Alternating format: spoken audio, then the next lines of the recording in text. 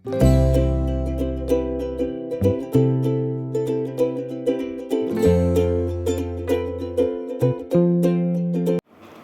गुरुजी। सभी प्यारी संगत को बहुत बहुत वेलकम है आपका गुरुजी ब्लेसिंग्स चैनल में। इस चैनल के द्वारा हम आप लोगों के जो भी आप शेयर करते हैं अपने अनुभव गुरुजी के साथ, उन सत्संगों को हम आगे सभी संगत तक शेयर करते हैं। ये सेवा गुरुजी ने हमें दी है और इसको हम पूरे मन से निभाने की कोशिश करते हैं। तो अगर आपका भी कोई सत्संग है और आप सभी संगत के साथ शेयर करना चाहते हैं तो दिए गए इस नंबर पे आप अपना सत्संग अपनी ही आवाज़ में रिकॉर्ड करके चाहो तो वीडियो के साथ भी भेज सकते हैं और वो आगे शेयर किया जाएगा। तो शुरू करते हैं आज का नया सत्संग। जय गुरु जी। काफी पुरानी बात है, जब गुरु जी अपने फिजिकल फॉर्म में थे। हम कुवैत में रहते हैं। मेरे हस्बैंड इंडिया आने लगे थे 2 दिन के लिए।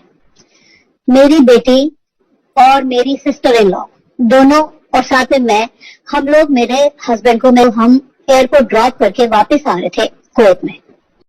जैसे ही घर वापस आ रहे थे, ऑल ऑफ अ सडन मेरे लेफ्ट साइड की चीख पे मेरे को एक टिंजी सी फीलिंग शुरू हो गई, जैसे कि चींटियां चल रही हैं और मेरी जबान जैसे ट्रोल होनी शुरू हो गई और मेरी आवाज थोड़ी क्लियरिटी खत्म हो गई। तो एकदम से मैंने बोला गाड़ी में अपनी बेटी को कि बेटा पता नहीं क्या हो रहा है। बट वहां पे हमारे फैमिली फ्रेंड्स हैं कुवैत के अंदर। गाड़ी में से मेरी बेटी ने और मेरी सिस्टर इन लॉ ने उनसे बात करी कि आंटी मम्मा की तबीयत ऐसे एकदम से खराब हो गई है, क्या करें। उन्होंने बोला इमीडिएटली हॉस्पिटल ले जाओ। इमीडिएटली हॉस्पिटल ले गए। वहां मुझे इमरजेंसी में एडमिट कर लिया गया और मेरी बिटिया घबरा गई कि पापा अभी तो गए हैं, पापा फ्लाइट में होंगे, पापा को कैसे इन्फॉर्म करा जाए कि मम्मा की तबीयत खराब हो गई। कुवैत से फ्लाइट चलती है रात को और यहाँ दिल्ली में सुबह पहुंचती है अर्ली मॉर्निंग। तब तक इंतजार करी कि सुबह पापा पहुंच जाएंगे तो पापा को हम फोन करेंगे। मेरे सारे टेस्ट हुए, सब कुछ हुआ। मुझे रात भर उन्होंने इमरजेंसी वार्ड में रखा। सुबह हुई। सुबह मेरी बेटी ने और मेरी सिस्टर इन लॉ ने इधर फोन करा पापा को, पापा मम्मा की तबीयत ठीक नहीं है, mama is admitted in the hospital. वो सुन के थोड़ा घबरा गई कि अभी तो मैं रात को आया हूँ, बिल्कुल ठीक था, ऐसा कभी कुछ हुआ नहीं, एकदम से क्या हो गया। मेरी सिस्टर इन लॉ कहती है भैया आप वापिस आ जाओ। यहाँ होता क्या है कि फ्लाइट सुबह पहुंचती है कुवैत से और अगर वापस हमने ट्रैवल करना है तो यहाँ से आधी रात को फ्लाइट जाती है जो कुवैत में अगले दिन अर्ली मॉर्निंग पहुंचती है। पूरा दिन था, वापस आ नहीं सकते थे। थोड़ा परेशान हो गए, घबरा गए। दिल्ली में मेरे ब्रदर रहते हैं, मेरी सिस्टर रहती है। उन लोगों को मिले और बोला कि ऐसे ऐसे है, मैं रात को वापस जा रहा हूँ, तबीयत खराब है, मैं जा रहा हूँ वापस। इतनी देर में मेरा ब्रदर इन लॉ मतलब मेरा छोटा जीजा, वो गुरुजी के पास जाते थे, जिसका हमें बिल्कुल पता नहीं था। हमें बिल्कुल नहीं पता था गुरुजी कौन है, क्या है, कुछ नहीं पता था। उसने ऐसे ही बोला मेरे हस्बैंड को, उनका नाम है सुधीर, कहते हैं भाई साहब एक गुरुजी है, उनको मत्था टेकने चलोगे। उनको लगा ठीक है चल सकते हैं, कोई बात नहीं है। वो मेरे ब्रदर इन लॉ के साथ एम्पायर स्टेट वाले मंदिर में गुरुजी के दर्शन करने गए। रास्ते में थोड़ा सा उनको बताया गया कि गुरुजी हैं, वहां जाके प्रणाम करना, वो ना बहुत सारे सबके दुख दर्द कष्ट दूर कर देते हैं। वहां गए, वहां उन्होंने गुरुजी को माथा टेका मेरे जीजा के साथ। मेरा जीजा वॉज वेरी क्लोज टू गुरुजी। तो वहां बैठे तो मेरा जीजा ने बोला कि गुरुजी पैसा रह गए, कुवैत तो आया गया। सुधीर ने उनको प्रणाम करा गुरुजी को और गुरुजी के पास बैठ गए। सबसे पहले गुरुजी ने कुवैत का नाम सुनते ही बोला कुवैत एक राजपाल त्यागी रहते हैं, जानते हो। मेरे अंकल बोला हाँ जी गुरुजी। गुरुजी कहते हैं वो ना सत्संग कर दिया, उसे जाया करो।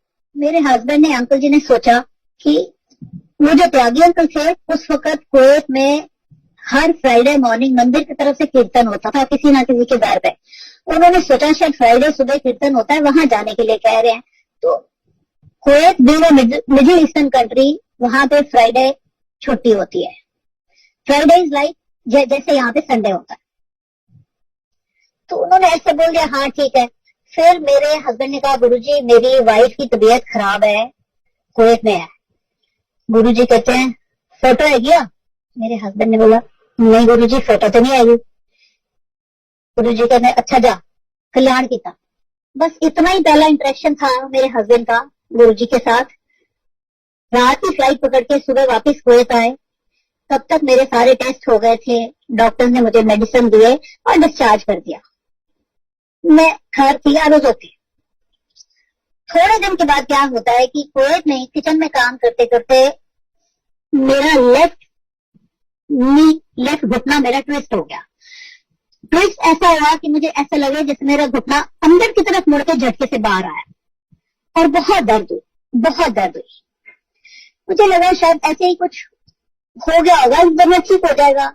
मैंने दवाई लगाई, ट्यूब लगाई, क्रेप बैंडेज बांधी 2-3 दिन। वो दर्द बढ़ती गई, वो दर्द इतनी बढ़ गई कि वहां पे कुवैत में डॉक्टर्स को दिखाना शुरू करा, बहुत इलाज कराया।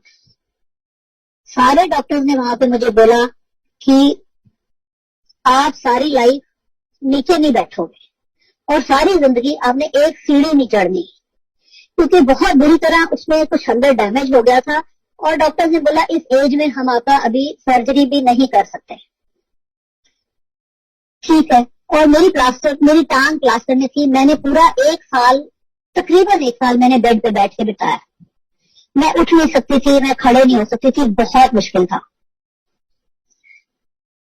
तकरीबन एक साल बाद जब मैं उठ के खड़ी हुई तो मैं अंदर से सोचती थी हे भगवान अभी तो कुछ एज भी नहीं है, आपने क्या करा है, मैं सारी जिंदगी ऐसे कैसे बिताऊंगी। थोड़ा जब मैं चलना शुरू हुई, बिटिया के स्कूल में छुट्टियां हुई, मैं कहा चलो बेटा ये तो लिंक करना है, कोई बात नहीं, चलो इंडिया चलते हैं, काफी टाइम हो गया, एक चक्कर लगा के आते हैं। ठीक है। आते वक्त मेरे हस्बैंड कहते हैं अच्छा जा रहे हो ना, जाके संजीव के साथ, मेरे जीजा का नाम है संजीव के साथ ना हो सके तो गुरु जी के मंदिर जाके गुरु जी को मत्था टेक के आना, जिन्होंने कहा था कल्याण की था। मैंने कहा जी ठीक है, कोशिश कर लेंगे। यहाँ इंडिया आए हुए अभी थोड़े दिन हुए थे, ऐसी ही बात हो रही थी, मेरी सिस्टर और जीजा फिर कहते हैं भाई साहब गए थी गुरु जी कल, दीदी गुरु जी कल चलोगे? जी हाँ बिल्कुल चलेंगे। मैं गुरुओं को बहुत ज्यादा मानती नहीं थी, बट मैं किसी के डिसरिस्पेक्ट नहीं करती थी। मैंने बोला हाँ चलेंगे, क्योंकि मेरे हस्बैंड भी खुश थे, उन्होंने भी कहा था होके आना, जस्ट फॉर द रिगार्ड। मैंने कहा हाँ हम चलेंगे। हम गुरु जी के पास गए, मैं, मेरी बेटी, मेरी सिस्टर, मेरा जीजा और उसकी दोनों बेटियां। जाते हुए रास्ते में संजीव अंकल ने थोड़ा सा बताया गुरु जी के लिए कि गुरु जी की बहुत महिमा है, श्रद्धा से जाना, उनके वहां पे बड़ी मेहर है, बहुत बहुत बीमारियां दूर हो जाती हैं। मैं सुन रही थी, आई सेड ओके ठीक है। वहां गए, एम्पायर स्टेट पहुंचे, गुरु जी हॉल में बैठे हुए थे अपने आसन पे, फ्लैशी पे कपड़े पहन के। 1 मिनट लिए तो मुझे लगा कि पता नहीं इनको गुरु जी कह रहे हैं, फ्लैशी कपड़ों में बैठे हैं, बैठे तो गुरु जी जैसे हैं, बट वो फीलिंग नहीं आई मुझे। माफ करना गुरु जी, उस वक्त मुझे कुछ पता नहीं था। वहां गए तो संजीव अंकल जो मेरे जीजा है वो कहते हैं दीदी गुरु जी ना मत्था टेक लो, प्रणाम कर दो। और प्रणाम करने के लिए तो आपको पता है कि दोनों घुटने फोल्ड करके तब गुरुओं को प्रणाम करा जाता है अच्छे से। मैंने कहा नहीं, मैं अपना गोडा तो नहीं बिल्कुल मोड़ सकती, मेरे को तो बिल्कुल बना है। कहता है दीदी कोशिश तो करो, कोशिश करके देखो हो जाएगा, जो नहीं होगा ना तो बहुत ज्यादा तकलीफ होगी तो छोड़ देना, ना करना, पर कोशिश पूरी कर। मैं कहा संजीव तुम क्या कह रहे हो, मैं बिल्कुल नहीं मोड़ सकती, मेरे को सारे डॉक्टर्स ने कहा है नहीं करना। कहते अच्छा मैं कह रहा हूँ कोशिश तो करो, अगर नहीं कर पाओगे तो छोड़ देना। मैंने किसी तरह टांग बड़ी मुश्किल से आड़ी टेढ़ी करते करते गुरु जी को प्रणाम करा और खड़े हुए तो संजीव अंकल कहते हैं दीदी लंगर प्रसाद इत्थे मिलता है, लंगर प्रसाद खाओगे? और मुझे वैसे भी लंगर प्रसाद या प्रसाद कहीं पे खाना बहुत अच्छा लगता है, कुछ कहीं लंगर बट भी रहा होता है, मैं खाने पहुंच जाती हूँ। मैंने कहा हाँ लंगर प्रसाद तो खाएंगे। फिर उन्होंने मुझे एक्सप्लेन करा दीदी जमीन पे बैठना पड़ेगा, नीचे 4 जने इकट्ठे बैठते हैं, 4 लोगों की एक थाली आती है, तो मुझे लगा मैंने अभी एक बार तो संजीव के कहने से गुरुजी को मत्था टेक लिया, मैंने अपनी टांग थोड़ी मुश्किल फोल्ड करी है, अब मैं नीचे तो बैठूंगी नहीं। डॉक्टर्स ने मुझे कहा है कि सारी जिंदगी आपने नीचे नहीं बैठना। कहता दीदी नीचे बैठना कर। मैं कहता संजीव लंगर तो खा सकती हूँ लेकिन मैं नीचे नहीं बैठूंगी। दीदी कोशिश तो करो, ਇਹਨਾਂ ਦੇ ਨਾ लंगर प्रसाद ਵਿੱਚ बड़ा प्रताप हैगा, बड़िया बड़िया चीजा दूर हो जाती है, कोशिश करो। मैं क्या संजीव क्या हुआ है? मैं दिल में सोचूं इसको समझ क्यों नहीं आ रही कि मेरे को इतनी तकलीफ होती है। मेरे को डॉक्टर्स ने कहा है कि रिस्क मत लेना, ये मेरे को कह रहा है जमीन पे बैठो। पहले भी एक बार मैंने मत्था टेक दिया, अपने घुटने फोल्ड आड़े टेढ़े करके जैसे भी। कहता अच्छा कोशिश तो करो ना, नहीं बैठा जाएगा ना तो ना बैठना। मैंने अपने पूरे मन से कोशिश करी, बड़ी मुश्किल में आए आए करती करती नीचे बैठी, बहुत लंबी सी टांग फैला के चौंकी मार के। लंगर प्रसाद आया, लंगर प्रसाद खाया। मुझे उन्होंने समझा दिया था कि जितना लंगर प्रसाद एक प्लेट में आता है वो 4 लोगों का होता है, चारों ने डिवाइड करके खाना होता है, तो अपना हिस्सा पूरा खाना, उसमें बड़ा प्रताप होता है। मीठा भी आएगा तभी भी खाना। और हालांकि उन दिनों में मेरी नई नई डायबिटीज डायग्नोज हुई थी। अंदर से मैं डर भी रही थी कि मैं नीचे भी बैठ गई हूँ, पता नहीं अब क्या होएगा, पर मैंने ठीक है अपनी तरफ से पूरी कोशिश करी और मैं बैठ गई। लंगर प्रसाद खाया, उसके बाद प्रसाद में एक लड्डू था, मैंने लड्डू भी खाया। अंदर से डर भी लग रहा था पर मैंने खाया, श्रद्धा से खाया। उसके बाद हम उठे, हाथ धो के आए। एम्पायर स्टेट में पहले क्या होता था, लंगर प्रसाद खा के हाथ धो के गुरु जी की आज्ञा लेके जाते थे। हाथ धो के हम वापिस आए गुरु जी की आज्ञा लेने के लिए। तो मैंने थोड़ा सा गुरु जी को ऐसा हल्का सा नीचे होकर प्रणाम करा और मेरे घुटने में से ऐसी आग निकली कि जैसे पता नहीं क्या हो गया कि मेरा गोडा जल जाएगा लेफ्ट वाला।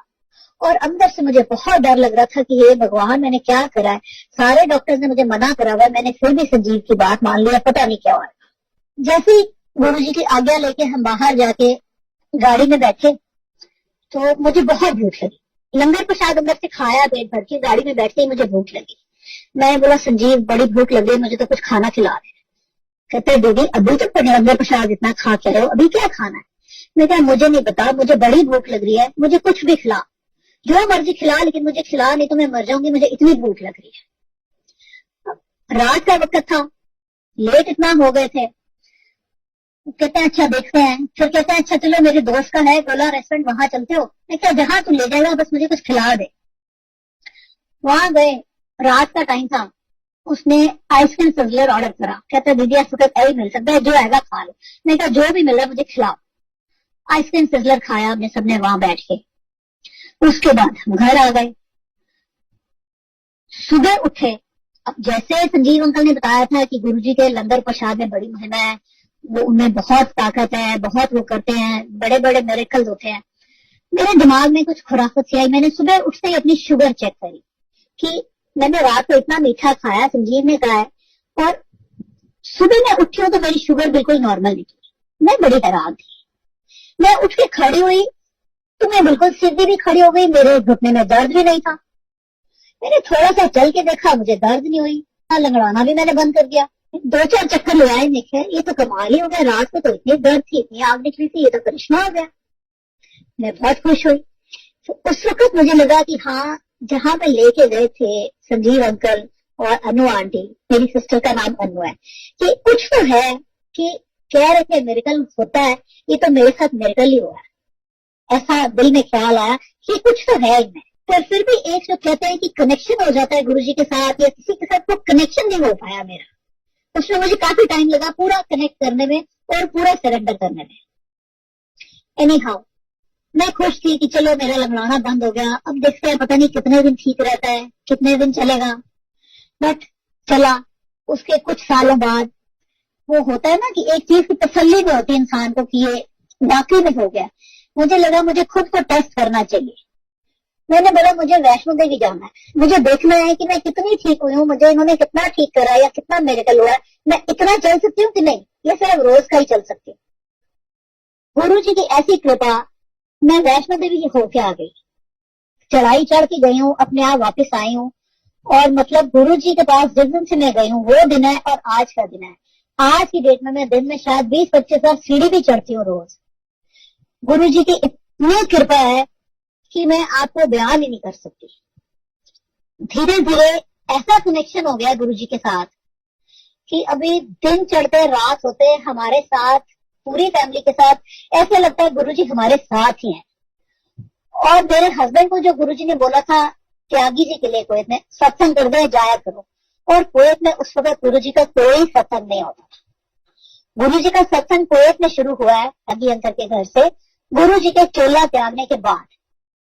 और पता नहीं उन्होंने कैसे सुधीर अंकल को कह दिया था वो सत्संग कर दे, उससे जाया करो। ये अपने आप में एक और बहुत बड़ा सत्संग है कि गुरु जी पहले ही कह गए थे कि वहां आप सत्संग पे जाया करो। मेरे पास गुरु जी के इतने सत्संग है, इतनी महिमा है कि मैं बोलते बोलते थक जाऊंगी। मैं गुरु जी की सत्संग बंद नहीं कर सकती, क्योंकि रोज कुछ ना कुछ करिश्मा